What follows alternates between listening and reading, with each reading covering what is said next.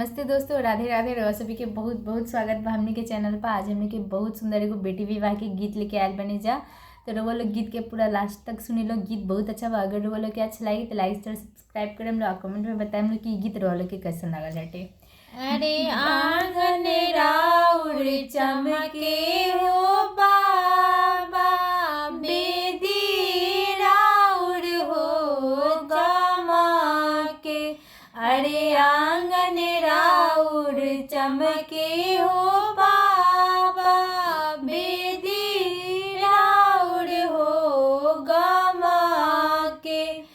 अरे बेदिया पर बैठवला हो बाबा, दिया दाना हो काइला। अरे बेदिया पर बैठवला हो बाबा, दिया दाना हो काइला। अरे कहाँ बारी आपन हो